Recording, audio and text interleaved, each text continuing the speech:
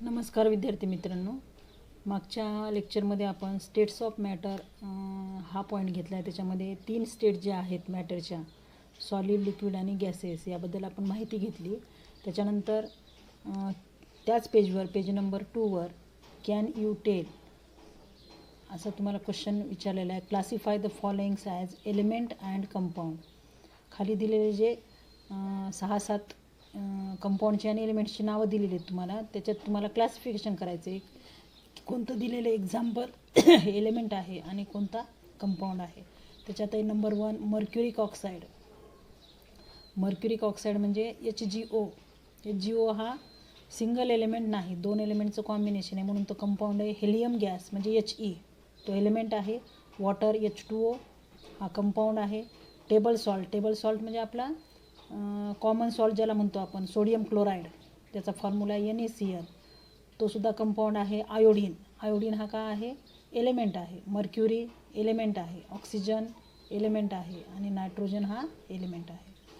त्याच्यानंतरचा point घ्यायचा आपल्याला, point 1.3 properties of matter and their measurement. मॅटरच्या प्रॉपर्टीज काय असतात आणि त्यांचं मोजमाप आपण कसं करतो, त्या कशा मेजर करतो, त्याबद्दलचा तो पॉईंट आहे. त्याच्यात दिलेले बघा, different kinds of matter have characteristic properties which can be classified into 2 categories. मॅटरच्या ज्या काही प्रॉपर्टीज असतात, कॅरेक्टरिस्टिक प्रॉपर्टी ज्याला म्हणतो आपण, त्या 2 क्लासमध्ये आपण क्लासिफाय करतो. पहिला क्लास आहे त्या मॅटरच्या आपण फिजिकल प्रॉपर्टीजचा अभ्यास करणार आणि दुसरा असेल chemical properties. Means properties they are classified into 2 categories, that is physical properties and chemical properties. Physical properties are those, physical properties घेऊयात आपण अगोदर. Physical properties are those which can be measured or observed without changing the chemical composition of the substance. तो compound किंवा तो substance किंवा तो matter कोणत्या chemical कंपोजिशनपासून बनलेला आहे. वेगवेगळ्या एलिमेंटचं कॉम्बिनेशन एक डेफिनाईट प्रोपोर्शनमध्ये होऊन तो केमिकल कंपाऊंड बनतो, कंपोज होतो.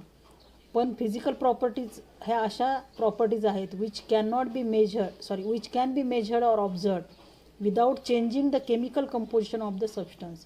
त्या मॅटरचं किंवा त्या सबस्टन्सचं केमिकल कंपोजिशन चेंज न करता जर आपण त्या सबस्टन्सच्या किंवा मॅटरच्या प्रॉपर्टीज ह्या मेजर्ड किंवा केल्या किंवा ऑब्झर्व जर केल्या असतील, तर त्या प्रॉपर्टीजला आपण त्यांच्या कोणत्या प्रॉपर्टीज म्हणणार, फिजिकल प्रॉपर्टीज. म्हणून फिजिकल प्रॉपर्टीची ही डेफिनेशन असेल, physical properties are those which can be measured or observe without changing the chemical composition of the substance. इथं केमिकल कंपोजिशन चेंज करायचं नाही किंवा त्याचं केमिकल कंपोजिशन चेंज न होता ज्या प्रॉपर्टीचा आपण अभ्यास करतो त्या प्रॉपर्टीज म्हणजे कोणत्या असतात, फिजिकल प्रॉपर्टीज. याच्यात एक्झाम्पल कोणकोणते येतात, त्या सबस्टन्सचा किंवा मॅटरचा कलर कसा आहे, ओडर कसा आहे, त्याचा मेल्टिंग पॉईंट काय आहे, बॉइलिंग पॉईंट काय आहे आणि डेन्सिटी काय आहे, एक्सेट्रा. म्हणजे हे एवढ्याच फिजिकल प्रॉपर्टीज असं नाही, याच्यापेक्षा आणखीनही जास्त फिजिकल प्रॉपर्टीज आहेत ज्याचा आपण अभ्यास करणार आहेत नंतर. कलर, ओडर म्हणजे स्मेल, ओडरचा मिनिंग काय इथं, स्मेल. त्याचा मेल्टिंग पॉईंट म्हणजे काय म्हणतो आपण त्याला, मेल्ट होणे, वितळणे, कोणत्या टेम्परेचरला तो मेल्ट होतो. बॉइलिंग पॉईंट, कोणत्या टेम्परेचरला तो बॉईल होतो, उकळतो. डेन्सिटी, लक्षात. ह्या ज्या प्रॉपर्टीज आहेत ह्या सगळ्या कोणत्या प्रॉपर्टीज आहेत, फिजिकल प्रॉपर्टीज. त्याच्यानंतर घेणार आपण chemical properties. Chemical properties are those properties where substance undergo a chemical change and thereby exhibit change in chemical composition. आता याच्यात जर आपल्याला सोपं उदाहरण घ्यायचं असेल तर एखादी केमिकल रिॲक्शन जर तुम्ही घेतलात, केमिकल रिॲक्शनमध्ये आपल्याला माहिती आहे की reactants react together to give the products. म्हणजे नवीन प्रॉडक्ट तयार होतील आणि जुने जे रिॲक्टंट असतील ते चेंज होऊन नवीन प्रॉडक्ट तयार होतात. म्हणून chemical properties are those properties where substances undergo a chemical change, रासायनिक बदल त्यांच्यामध्ये घडून येतो, and thereby exhibit change in chemical composition. आणि म्हणून नवीन जर केमिकल कंपाऊंड तयार होत असतील तर त्यांचं केमिकल कंपोजिशनसुद्धा काय होते, चेंज होते. अशा ज्या प्रॉपर्टीज आहेत त्यांना कोणत्या प्रॉपर्टीज म्हणणार आपण, chemical properties. For example, coal burns in air to produce carbon dioxide. Coal म्हणजे काय, कार्बन, कार्बनचा तो ॲलोट्रॉप आहे. कोल म्हणजे कार्बन. फॉर एक्झाम्पल इथं घेतलं आहे आपण, हा घेतला आपण कार्बन, जो सॉलिड फॉर्ममध्ये असतो. हा कोणासोबत रिॲक्ट होणार, हवेतल्या ऑक्सिजनसोबत. जर बर्न केलं तर आपण तो हवेतल्या ऑक्सिजनसोबत रिॲक्ट होतो आणि आपल्याला या ठिकाणी मिळतो कार्बन डायऑक्साईड गॅस. ही अशी रिॲक्शन. आता या ठिकाणी कार्बन हा एलिमेंट आहे, ऑक्सिजन हा सुद्धा एलिमेंट आहे. आता इथं आपण तो एलिमेंट मॉलिक्युलर फॉर्ममध्ये घेतला. ह्या दोन्ही एलिमेंटचं जर कॉम्बिनेशन झालं तर कंपाऊंड तयार होतं, ज्याला म्हणतो आपण कार्बन डायऑक्साईड. म्हणजे यांना म्हणतो आपण रिॲक्टंट्स, बरोबर आहे. Reactants react together to give the product. तर ह्याला म्हणतो आपण प्रॉडक्ट. हे रिॲक्टंट्स रिॲक्ट झालेत, हा प्रॉडक्ट मिळाला आहे. यांच्या कार्बनचं केमिकल कंपोजिशन, ऑक्सिजनचं केमिकल कंपोजिशन हे वेगळं असेल आणि ह्यांचं दोघांचं कॉम्बिनेशन होऊन जो तयार झाला आहे याचं केमिकल कंपोजिशन वेगळं असेल. म्हणजे या ठिकाणी हा सिंगल कार्बन एलिमेंट आहे, इथं ऑक्सिजन हा गॅस आहे आणि ह्यांचं कॉम्बिनेशन होऊन CO2 तयार होणार. म्हणून हा सुद्धा याचं केमिकल कंपोजिशन यांच्यापेक्षा कसं असेल, वेगळं असेल. It undergoes a change in chemical composition during the chemical properties. लक्षात, केमिकल प्रॉपर्टीचा आपण जेव्हा अभ्यास करतो तेव्हा केमिकल चेंज त्या ठिकाणी घडून येतो. अशा प्रॉपर्टीजला आपण काय म्हणणार, त्या सबस्टन्सच्या कोणत्या प्रॉपर्टीज, केमिकल प्रॉपर्टीज. तर याच्यात एखादी केमिकल रिॲक्शन आपल्या नजरेसमोर आणायची आणि ह्या प्रॉपर्टीचा आपण अभ्यास करायचा आहे. त्याच्यानंतर दिले magnesium wire Burns in air in the presence of oxygen two form magnesium oxide. Magnesium wire म्हणजे आपण मॅग्नेशियमचा आपल्याला फॉर्म्युला माहिती आहे, Mg+O2. लक्षात, या ठिकाणी त्याची केमिकल रिॲक्शन घ्यायची तर आपल्याला घेता येईल. Magnesium solid Burns with oxygen, it gives MgO. आता इथं बॅलेन्सिंगसाठी आपण घेणार तर 2 मॅग्नेशियम 2 MgO, हा मॅग्नेशियम ऑक्साईड तयार होतो. म्हणजे हा तयार होत असताना ह्याचे केमिकल कंपोजिशन जे आहे ते चेंज होतात. याचं केमिकल कंपोजिशन वेगळं असेल रिॲक्टंटच्या केमिकल कंपोजिशनपेक्षा. म्हणून ही एक केमिकल चेंज घडून येतो या ठिकाणी, त्यालाच म्हणतो आपण केमिकल प्रॉपर्टी. त्याच्यानंतर घ्यायचं आपल्याला measurement of properties.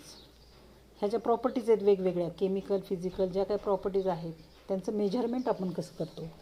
Many properties of matter are quantitative. Properties ज्या आहेत मॅटरच्या किंवा सबस्टन्सच्या हा संख्यात्मक असतात, quantitative in nature. When you measure something you are comparing it with some standard. The standard quantity is reproducible and unchanging. Standard quantity जी असते ती रिप्रोड्युसिबल असते आणि अनचेंजिंग असते, म्हणजे बदलणारी असते. Many properties of matter such as. आता ह्या प्रॉपर्टीज कोणकोणत्या, मॅटरच्या कोणकोणत्या प्रॉपर्टीज आहेत, मास आहे, लेंथ आहे, area, pressure, volume, time etcetera इत्यादी, आर क्वांटिटेटिव्ह इन नेचर. ह्या सगळ्या प्रॉपर्टीज कशा आहेत, संख्येने आपण त्या दर्शवू शकतो, म्हणून त्याला म्हणायचं quantitative in nature. Any quantitative measurement is expressed by a number followed by units in which it is measured. कोणती जरी क्वांटिटी असेल मेजरमेंट क्वांटिटी ही एक्सप्रेस करतो आपण एखाद्या नंबरने, which is followed by units in which it is measured. For example, length of classroom can be length of classroom can be represented as 10 meter. Here 10 is the number and meter denotes meter, the unit in which the length is measured. आता या ठिकाणी एक ते तुम्हाला classroom आपण major करतो तर त्याचं किती मेजरमेंट दिलं आहे, 10 मीटर. आता 10 जे आहे 10 काय दिलं या ठिकाणी, 10 इज द नंबर. हा 10 नंबर आहे आपल्याला माहिती आहे, न्यूमेरल एक नंबर आहे. आणि हे जे M लिहिलं आहे आपण पुढे हे काय झालं, त्याचं युनिट झालं ज्याला म्हणतो आपण मीटर. वाचताना कसं वाचणार आपल्याला, आपण याला 10 metre. The standards are chosen arbitrarily with some universally accepted criteria. Standards हे कसे निवडलेले आहेत, arbitrarily with some universally accepted criteria, universally accepted केलेले आहेत. आता या ठिकाणी युनिट्सची तुम्हाला डेफिनेशन दिलेली आहे. The arbitrarily decided and universally accepted standards are called units. हे युनिट्सची डेफिनेशन असेल. The arbitrarily decided and universally accepted, universally accept केलेले स्टँडर्ड्स आहेत आले ज्याला आपण काय म्हणतो, युनिट्स म्हणतो. आता युनिट्स किती प्रकारचे आहेत, युनिट्स इझिली आपण म्हणतो फंडामेंटल युनिट्स. तुम्ही शब्द ऐकलेला असेल फंडामेंटल युनिट्स, आणि त्यालाच म्हणतो SI युनिट्स. असे युनिट्स आहेत, ते आपण युनिट्स नंतर घेऊयात. फक्त पहिलं आपण काय घेतली त्याची डेफिनेशन काय आहे. There are several system in which units are express such as. Units किती प्रकारचे असतात, एक युनिटची सिस्टीम आहे CGS. त्याच्यामध्ये CG आणि Sचा मिनिंग दिलेला आहे ब्रॅकेटमध्ये. C म्हणजे सेंटीमीटर फॉर लेंथ, हे सेंटीमीटर युनिट कोणासाठी वापरणार आपण, लेंथसाठी. लक्षात. नंतर जी म्हणजे gram, gram for mass, and S म्हणजे सेकंद, सेकंद फॉर टाईम. म्हणून ह्या युनिटला म्हणतात CGS, सेंटीमीटर ग्राम सेकंद, अशी ह्याला सिस्टीम म्हणतात. त्या सिस्टीमला आपण डिटेलमध्ये घेतलं आहे. सी म्हणजे सेंटीमीटर, ही कशासाठी वापरतात युनिट? लेंथ मेजर करण्यासाठी. जी म्हणजे ग्राम आहे, मास मेजर करण्यासाठी. आणि सेकंद हे युनिट वापरतो आपण टाईम मेजर करण्यासाठी. आता सेकंड जी सिस्टीम आहे तिला म्हणतो आपण FPS सिस्टीम. आता एफ म्हणजे काय? एफ हे फूटसाठी वापरतात, पी म्हणजे पाऊंड आणि S for second. FPS system. आणि तिसरी दिलेली पाहिजे इथे सिस्टीम MKS सिस्टीम. एम म्हणजे मीटर, के म्हणजे किलोग्रॅम आणि एस म्हणजे सेकंद. म्हणजे हे मीटर कशासाठी वापरतो आपण? काय मेजर करण्यासाठी? लेंथ मेजर करण्यासाठी. किलोग्रॅम हे आपण मास मेजर करण्यासाठी आणि टाईम मेजर करण्यासाठी सेकंद. CGS आणि MKSमध्ये आणि FPS या सिस्टीममध्ये सेकंद हे युनिट कॉमन दिले पा, कॉमन युनिट आहे ते. SI units. In 1960, the General Conference of Weights and Measure proposed revised metric system called International System of Units, that is SI unit. The metric system, which originated in France in late 18th century, was more convenient as it was based on the decimal system. Decimal system वर ही आधारित होती. Later on, based on common standard system, the International System of Units, that is SI units, was established. The SI system has 7 base units as listed in table 1.1. These are fundamental scientific quantities. Other units like speed, volume, density, etc., they can be derived from these units and they are called derived units. Fundamental units कोणकोणते आहेत? हे 7 fundamental units आहेत. Length आहे, मास आहे, time आहे, electric current आहे, thermodynamic, temperature आहे, amount of substance and luminous intensity. त्यांचे सिम्बॉल्स दिलेत. Symbol for quantity. Small symbols दिलेले पहा. लेंथसाठी L आहे, माससाठी M आहे, टाईमसाठी स्मॉल t आहे, इलेक्ट्रिकल करंटसाठी कॅपिटल I आहे, थर्मोडायनॅमिक टेम्परेचरसाठी कॅपिटल T आहे, अमाऊंट ऑफ सबस्टन्ससाठी त्यालाच नंबर ऑफ मोल्ससुद्धा म्हणू शकतो आपण अमाऊंट ऑफ सबस्टन्सला, ते स्मॉल n ने डिनोट करतात. आणि luminous intensity IFE. Name of SI unit काय? ते त्या फिजिकल क्वांटिटी जी मोजतो आपण तिचं SI युनिट कशामध्ये मोजतो आपण? म्हणजे त्याचं युनिट काय आहे? लेंथ ही क्वांटिटी, त्याचं SI युनिट आहे मीटर. मासचा आहे किलोग्रॅम, टाईमचा आहे सेकंद, इलेक्ट्रिक करंटचा आहे ampere, thermodynamic temperature kelvin, amount of substance mole आणि luminous intensity कॅन्डेला.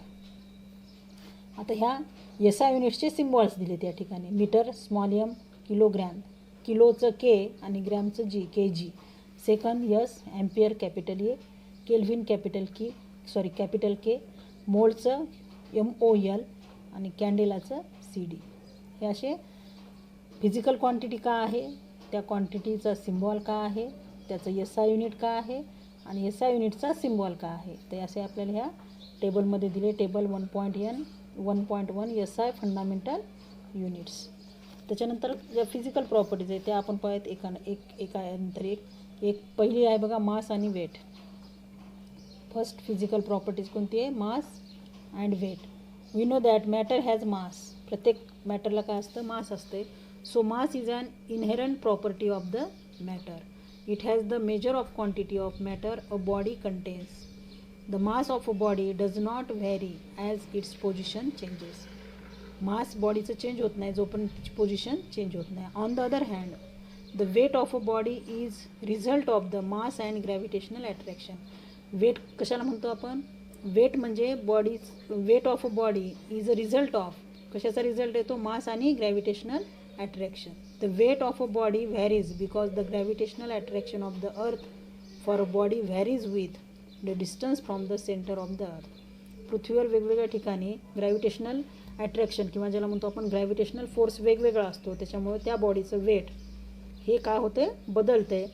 Varies because the gravitational attraction of the earth for a body varies with the distance from the centre of earth. म्हणजे अर्थचं जे centre point आहे त्याच्यापासून म्हणजे वेगवेगळ्या डिस्टन्सवर हे gravitational force वेगवेगळा असतो, त्याच्यामुळे वेट काय होत जातं, बदलत जाते. Hence the mass of a body is more fundamental property than the weight. म्हणून फंडामेंटल प्रॉपर्टी कोणती घेणार आपण, मास घेणार, वेट घेणार नाही. कारण वेट हे काय होत जाते, बदलत जाते, पण मास हे काय होत नाही, बदलत नाही.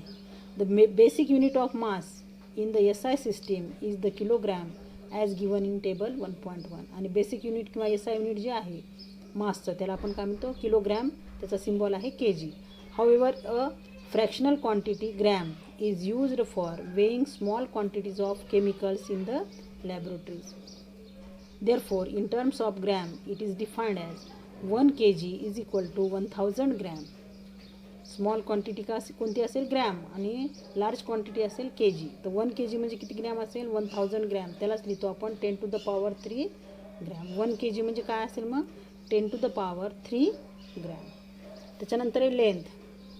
लेंथ म्हणजे लांबी. In chemistry, we come across length while expressed in properties such as the atomic radius, bond length, wavelength of electromagnetic radiations. ह्या प्रॉपर्टीज आपण मेजर करत असताना लेंथ हे युनिट आपण वापरतो. And so on. These quantities are very small, therefore fractional units of SI unit of length are used. For example nanometre. नॅनोमीटरला आपण denote करणार NM ने. Picometre PM. Here 1 nanometre is equal to 10 to the power -9 metre. 1 nanometre म्हणजे असते 10 to the power -9 metre. And 1 picometre is equal to 10 to the power -12 metre. त्याच्यानंतर आहे third, volume. It is the amount of space occupied by a 3 dimensional object. 3 dimensional ऑब्जेक्टने जो काही space occupy केलेला आहे त्याला म्हणतो आपण volume. It does not depend on shape. For measurement of volume of liquids and gases, a common unit, that is liter, त्याचा unit असेल, सिम्बॉल असेल L, capital L, which is not an SI unit is used. 1 liter is equal to 1 dm cube is equal to 1000 ml. 1 litre म्हणजे काय असते, 1 dm cube. 1 लिटरलाच आपण 1 dm cube लिहू शकतो. आणि 1 लिटर म्हणजे किती ml असेल, 1000 ml. म्हणजेच ते असेल 1000 क्युबिक सेंटीमीटर किंवा CM क्यूब. वाचताना याला कसं वाचू शकतो, CM क्यूब किंवा क्युबिक सेंटीमीटर. आता 1000 क्युबिक सेंटीमीटर म्हणजे काय असेल, 10 centimetre into 10 centimetre into 10 centimetre of volume. SI unit of volume is expressed as cubic metre or M cube. त्यालाच वाचणार आपण cubic metre. Different kinds of glasswares are used to measure the volume of liquid and solutions. सोल्युशन्सचे आणि लिक्विड्सचे जर आपल्याला volumes major करायचे असतील त्यासाठी वेगवेगळ्या प्रकारचे ग्लासवेअर्सचा आपण यूज करू शकतो. फॉर एक्झाम्पल कोणते त्याच्यात, graduated cylinder, burette, pipette etcetera. Volumetric flask हे सुद्धा एक एक्झाम्पल आहे. Volumetric flask is used to prepare a known volume of a solution. Figure 1.3 shows the types of apparatus used in laboratory for measuring the volume of liquids. खाली दिलेली ही जी diagram आहे 1.3 मध्ये, इथं दिले बघा खाली व्हॉल्यूमॅट्रिक ग्लास ॲपॅरेटस. हे ग्लासवेअर्स आहेत वेगवेगळे, म्हणजे वेगवेगळे ॲपॅरेटस आहेत, साहित्य आहेत जे आपण सोल्युशन्सचे आणि लिक्विड्सचे व्हॉल्यूम्स मेजर करण्यासाठी वापरतो. आता या ठिकाणी हे नाव दिलेले बघा, ग्रॅज्युएटेड सिलेंडर, म्हणजे हे मार्किंग केलेली, इथं मार्किंग दिलेली बघा 10, 20, 30, 40 अप टू 100 ml. लक्षात, ग्रॅज्युएटेड सिलेंडरने आपण हे 100 mlचं हे सिलेंडर आहे ज्याच्या साहाय्याने आपण काय करू शकतो, सोल्युशनचं किंवा लिक्विडचं व्हॉल्यूम मेजर करू शकतो. त्याच्यानंतर ही दिलेली आहे 25 ml पिपेट, PIPETT. पिपेटचं स्पेलिंग या ठिकाणी चुकीचं दिले, वर दिले तुम्हाला करेक्ट स्पेलिंग आहे बघा पिपेटचं, PIPETT. या ठिकाणी पिपेटचं स्पेलिंग चुकलं. याच्यावर ही मार्किंग असते, या ठिकाणी मार्किंग आहे. तिथपर्यंत जर आपण सोल्युशन घेतलं तर किती होईल, 25 ml. त्याच्यानंतर ही आहे ब्युरेट. आता या ठिकाणी मध्ये जी आहे मधली डायग्राम दिली नाही त्यांनी, हे मेजरमेंट दिले 4 पर्यंत. त्याच्यानंतर हे 50 पर्यंत. लक्षात, ही 50 पर्यंत मार्किंग आहे त्याची. आता ही मार्किंग वरतून खाली किंवा खालून वर सुद्धा असू शकते. इथे असं मार्क केलेलं असतं एक, ज्याला आपण कोलॅबरेशन म्हणतो. मार्किंग असते ज्या तिथपर्यंत सोल्युशन घेतल्यानंतर ती किती mlचं होईल, 50 mlची. ब्युरेटमध्ये आपण 50 mlचं सोल्युशन मोजू शकतो. याच्यापेक्षा लहान ब्युरेट असेल तर 25 ml चे सुद्धा आपण सोल्युशन किंवा लिक्विड त्याचं व्हॉल्यूम आपण मेजर करू शकतो. आता हे जर ॲपॅरेटस दिलेलं आहे पहा, त्याला म्हणतो आपण व्हॉल्यूमॅट्रिक फ्लास्क. ह्याच्यामध्ये व्हॉल्यूमॅट्रिक फ्लास्कसुद्धा वेगवेगळ्या मेजरमेंटचे असू शकतात. 50 mlचा असेल, 100 mlचा असेल, 250 mlचा असेल, 500 mlचा असेल, 1000 mlचा सुद्धा असते. पण या ठिकाणी आपल्याला दिले 250 mlचे. या ठिकाणी मार्क असते पहा, इथपर्यंत जर आपण सोल्युशन घेतलं तर ते किती ml भरेल, 250 ml सोल्युशन. तर हे वेगवेगळे व्हॉल्यूमॅट्रिक ग्लास ॲपॅरेटस आहेत ज्याच्या सहाय्याने आपण सोल्युशन्सचे किंवा लिक्विड्सचे व्हॉल्यूम्स मेजर करू शकतो. त्याच्यानंतर आहे fourth physical property, that is density.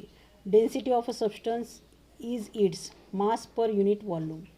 Mass per unit volume जर आपण काढलं तर त्याला आपण कोणती फिजिकल प्रॉपर्टी म्हणतो, density. It is determined in the laboratory by measuring both the mass and the volume of a sample. एखाद्या सॅम्पलचा आपण मास किंवा मास आणि व्हॉल्यूम मेजर करून त्याची डेन्सिटी काढू शकतो. The density is calculated by dividing mass by volume. It is the characteristic property of a substance. So SI unit of density can be obtained as follows. SI unit of density, डेन्सिटीचे SI unit आपण हे मास आणि व्हॉल्यूमवर काढू शकतो. मास ही fundamental property आहे. मासचं unit हे fundamental unit आहे, व्हॉल्यूमचं fundamental unit आहे. ह्या दोन युनिटवरनं आपण डेन्सिटीचं युनिट काढणार. म्हणून डेन्सिटीचं जे काय युनिट येईल लक्षात, ते युनिट असेल डिराइव्ड युनिट, जे कशावरनं काढलं आहे आपण, दोन फंडामेंटल युनिट्सवरनं. SI unit of mass and SI unit of volume. SI unit of मासचं SI युनिट आहे kg, व्हॉल्यूमचं आहे क्युबिक मीटर किंवा मीटर क्यूब. म्हणून ह्याला आपण लिहू शकतो kg पर क्युबिक मीटर किंवा kg पर क्युबिक मीटर असे लिहा किंवा असे लिहा, कोणतंही लिहिलं तरी सेम आहे. नंतर CGS युनिट जर आपल्याला काढायचं असेल तर मास आपण कशात मेजर करतो, CGS युनिटमध्ये ग्रॅममध्ये, आणि व्हॉल्यूम मेजर करतो ml मध्ये. मग याचं युनिट काय येईल, ग्रॅम पर ml. ह्यालाच आपण लिहू शकतो ग्रॅम पर क्युबिक सेंटीमीटर. वाचताना कसं वाचायचं, ग्रॅम पर क्युबिक सेंटीमीटर. त्याच्यानंतर fifth fundamental property, physical property आहे temperature. Temperature is a measure of the hotness or coldness of an object. ती ऑब्जेक्ट किती थंड आहे किंवा किती गरम आहे हे जर आपल्याला मोजायचं असेल तर आपण काय मोजणार, त्याचं टेम्परेचर पाहणार आणि टेम्परेचरवरनं सांगणार आपण किती ऑब्जेक्ट हॉट आहे का कोल्ड आहे. There are 3 common scales to measure the temperature. Temperature हे आपण 3 कॉमन स्केलवरनं मोजू शकतो, degree Celsius, degree Fahrenheit and kelvin. असे टेम्परेचर मोजण्याचे हे 3 युनिट्स आहेत. Here K is the SI unit. Kelvin हे कोणतं युनिट असेल, SI unit. Figure 1.4 shows the thermometers based on these scales.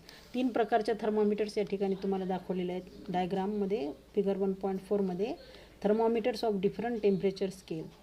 त्याच्यामध्ये या ठिकाणी तुम्हाला हा ह्युमन दाखवलेला आहे ज्याचा आपण टेम्परेचर समजा लक्षात, बॉडी टेम्परेचर ज्याला म्हणतो आपण.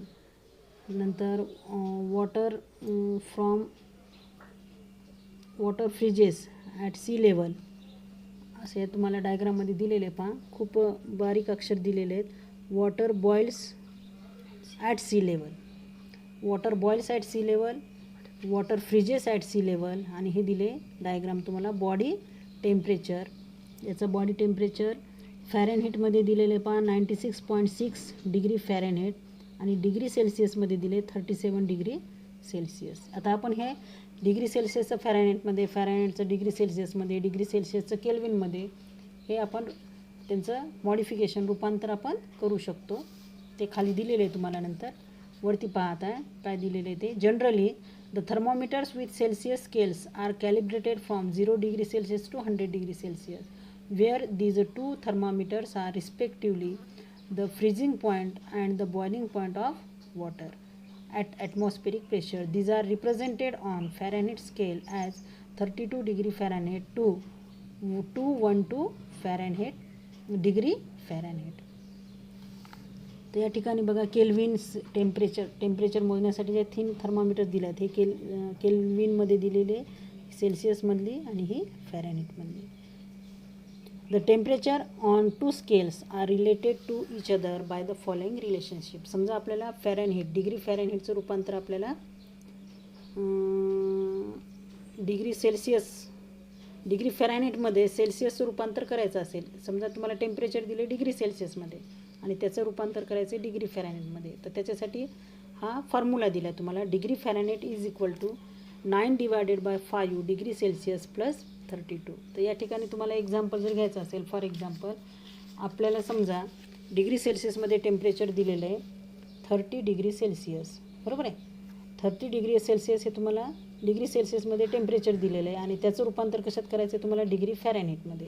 तर फॉर्म्युला काय आहे 9 divided by 5 into temperature in degree Celsius plus 32. आता आपलं डिग्री सेल्सिअसमध्ये टेम्परेचर किती घेतलं आहे आपण 30, म्हणजे 9 डिवायडेड बाय 5 इंटू 30 प्लस 32.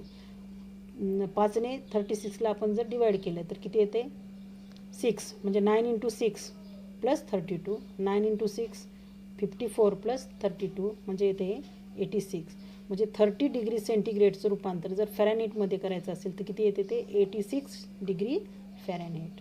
तर असे तुम्हाला इंटर कन्वर्जन आपल्याला करता येते डिग्री सेल्सिअसचं फॅरनहीटचं डिग्री सेल्सिअसमध्ये. त्याच्यानंतर the Kelvin scale is related to Celsius scale as follows. तुम्हाला डिग्री सेल्सिअसचं रूपांतर केल्विनमध्ये करायचं असेल तर जे काही टेम्परेचर दिलेलं असेल त्याच्यामध्ये 273.15 ॲड करायचं. समजा या ठिकाणी आपण ह्या 30चंच करून घेऊयात. तुम्हाला टेम्परेचर दिलेलं आहे डिग्री सेल्सिअसमध्ये 30 डिग्री सेल्सिअस आणि याचं रूपांतर कशात करायचं आहे तुम्हाला केल्विनमध्ये, बरोबर आहे. तर काय याचं फॉर्म्युला केल्विनमध्ये करताना temperature in degree Celsius plus 273.15. Degree Celsius आपलं दिलेलं टेम्परेचर किती आहे 30 प्लस 273.15 किती येते हे 273.1 म्हणजे मी 1.15ला 0.15 303.15 केल्विन. म्हणजे 30 डिग्री सेंटीग्रेड जर तुम्हाला टेम्परेचर दिलं असेल तर त्याचं केल्विनमध्ये रूपांतर किती येईल 303.15 केल्विन. समजा याच्या उलट तुम्हाला करायचं आहे, केल्विनमध्ये टेम्परेचर दिले 303.15 केल्विन आणि याचं रूपांतर कशात करायचं आहे तुम्हाला डिग्री सेल्सिअसमध्ये. तर फॉर्म्युला कसा येईल डिग्री सेल्सिअसमध्ये तुम्हाला रूपांतर करायचं आहे. तर केल्विनमध्ये दिलेलं जे टेम्परेचर आहे लक्षात, टेम्परेचर इन केल्विन मायनस 273.15 लक्षात.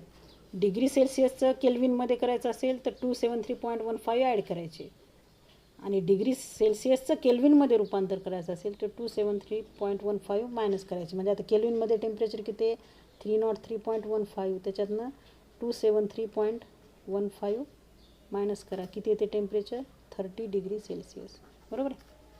तर हा फॉर्म्युला फक्त इथं दिलेला नाही तुम्हाला, फक्त त्याच्या उलट करायचं आहे. इथं ॲड केलं आहे त्याला मायनस करायचं. केल्विनचं डिग्री सेल्सिअसचं केल्विनमध्ये करायचं तर 273.15 ॲड करा आणि केल्विनचं डिग्री सेल्सिअसमध्ये करायचं तर 273.15 मायनस करा. लक्षात तुम्हाला असं समजा या ठिकाणी तुम्ही लिहू शकता. समजा डिग्री सेल्सिअसमध्ये कन्व्हर्शन करायचं आहे, दिलेलं टेम्परेचर केल्विनमध्ये मायनस 273.15. हे न्यूमेरिकल सॉल्व करताना तुम्हाला हे फॉर्म्युले उपयोगी पडतात, आलं लक्षात. त्याच्यानंतर तुम्हाला ह्या पुस्तकामध्ये या नवीन पुस्तकामध्ये डिराइव्ड युनिट्स हा पॉईंट दिलेला नाही पहा. फंडामेंटल युनिट्स जसे आहेत, जे 7 फंडामेंटल युनिट्स आहेत लक्षात, या युनिट्सवरनं जे आपण दुसऱ्या क्वांटिटीजचे युनिट्स डिराइव्ड करतो त्याला म्हणतो आपण डिराइव्ड युनिट्स. तर हा पॉईंट तुमच्या जुन्या पुस्तकामध्ये आता एक घेतलं पहा आपण डिराइव्ड युनिट्स क्वांटिटी डेन्सिटी ह्या प्रॉपर्टीचं फिजिकल प्रॉपर्टीचं युनिट डिराइव्ड करताना आपण 2 फंडामेंटल क्वांटिटीज वापरतो. त्याच्यामध्ये कोणतं वापरतो आपण मास आणि व्हॉल्यूम हे फंडामेंटल हे नाही, मास जे आहे ते मात्र काय आहे फंडामेंटल क्वांटिटी आहे किंवा त्याला आपण फिजिकल क्वांटिटी म्हणतो. तर या ठिकाणी पहा डिराइव्ड युनिट्स जुनं पुस्तक जर असेल तुमच्याकडे तर ह्या डिराइव्ड युनिट्सचा किंवा नसेल तरी हा मी तुम्हाला टेबल दाखवत आहे पहा. हा टेबल तुम्ही ड्रॉ करून घ्या तुमच्या नोट्समध्ये. डिराइव्ड युनिट्सचा हा टेबल आहे, त्याची डेफिनेशन पाहिजे असेल तर डेफिनेशनसुद्धा दिलेली आहे पहा. Derived units the units of all physical quantities can be derived from the 7 fundamental units. These units are known as derived units. The units of all physical quantities can be derived from the 7 fundamental units. राहिलेले जे physical quantities आहेत त्यांचे unit जे आहेत ते 7 fundamental युनिट्सवरनं आपण calculate करू शकतो, डिराईव्ह करू शकतो. त्या युनिट्सला काय म्हणायचं, derived units.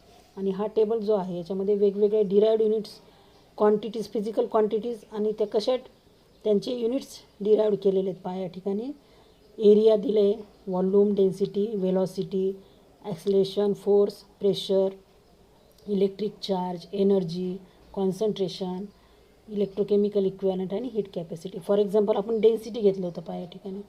Density relationship with fundamental unit, mass per unit volume, mass per unit volume, आणि त्याचं युनिट काढलं होतं आपण kg पर क्युबिक मीटर. तर असे हे वेगवेगळे युनिट्स दिलेत. तर हा टेबल तुम्हाला दिलेला आहे बघा. त्या टेबलवरनं तुम्ही ह्या डिराईव्ड युनिट्सचा अभ्यास करू शकता. आणखीन एक दुसरा टेबल देणार आहे मी तुम्हाला, जे तुम्हाला कन्व्हर्जन्ससाठी उपयोगी पडणार आहे. पहा हा टेबल, हा सुद्धा तुमच्या नवीन पुस्तकामध्ये दिलेला नाही. तर आपण कॉमन SI प्रिफिक्सेस म्हणतो. Some common SI prefixes used for expressing big and small numbers are given in this table. तर हा सुद्धा टेबल तुमच्याकडे राहू द्यात, जो तुम्हाला उपयोगी पडणार आहे. याच्यामध्ये prefix tera, giga, mega, myria, kilo, hecto, deca, deci, centi, milli, micro, nano, pico आणि फेमटो ह्यांचे तुम्हाला सिम्बॉल्स दिलेत, त्यांचे मॅग्निट्यूड दिलेत आणि त्यांचे मिनिंगसुद्धा दिलेले आहेत. तर हा सुद्धा टेबल तुमच्या माहितीसाठी तुमच्याकडे तो तुम्ही ड्रॉ करून घेऊ शकता.